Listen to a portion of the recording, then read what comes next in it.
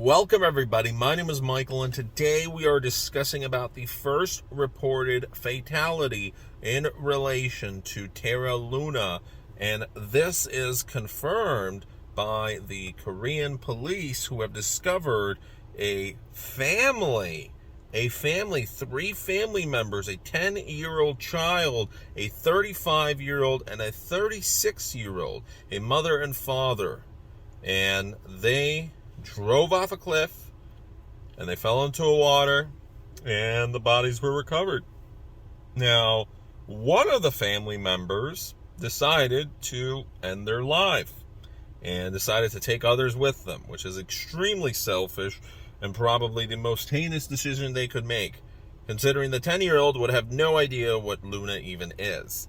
So they should not be paying the price, but however, we live in a world where this is an occurrence, not maybe in cryptocurrency so much, but any financial aspect. If you lose a job, if you lose your money investing, there's always going to be that one fool that decides, hey, let's make a really dumb decision that is going to impact many lives around us because of a mistake that I made. And instead of admitting to that mistake and trying to better your life, no, you're going to make 1,000 times worse mistakes. So there have been many people who have decided to end it all because of crypto, because of investing, because of stocks, because they lost it. And honestly, the first couple days when I lost all my money, I thought the idea came into my mind, but it is what it is. You just deal with it. It was a thought. I'm sure that thought comes to everybody who loses a fair sum of money, where your life is literally going to change completely for the next couple of years. I mean, this is 4 or 5 years later. I'm still feeling the effects of it every single day. And let me tell you, it sucks. You know, I wish I had that money. Oh yeah, my life would be a lot better. Oh yeah, I wouldn't have so much stress, but I'm here. I'm dealing with it. I am getting out of it. And people have been in a lot worse situations than have gotten out of it. So this is just silly, but some people are very rash and they decide very quickly to do something and they don't really think about it. And Koreans were most impacted by the Terra Luna fiasco. It was in their own country.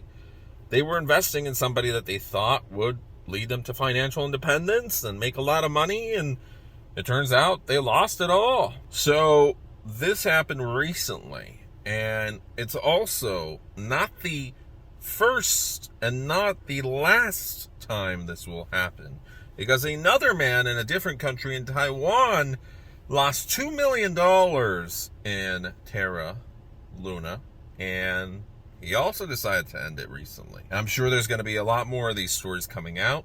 Maybe this has already occurred and the news will follow up later, but now that makes 4 confirmed, 2 technically because directly related, and I can't use these words because we're still trying to keep this advertiser friendly, but this one, the one where 3 family members died, it wasn't just, the word that starts with S, but we're talking about something that starts with H and ends with I, because, come on, you were taking others with you, and then extremely selfish and cruel, but it is what it is.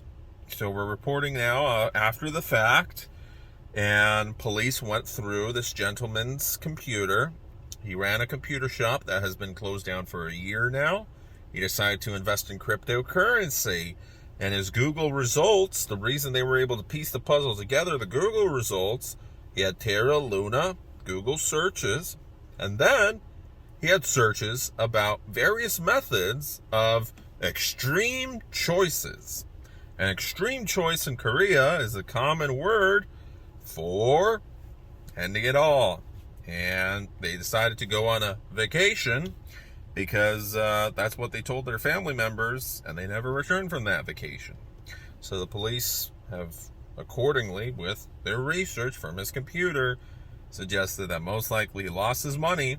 Also, they went through his bank accounts and discovered he had unpaid bills. He was unable to pay for anything, and this has been going on for the past couple of months, and obviously Terra Luna has created a giant hole, in addition to the entire crypto market falling, in addition to also a global recession.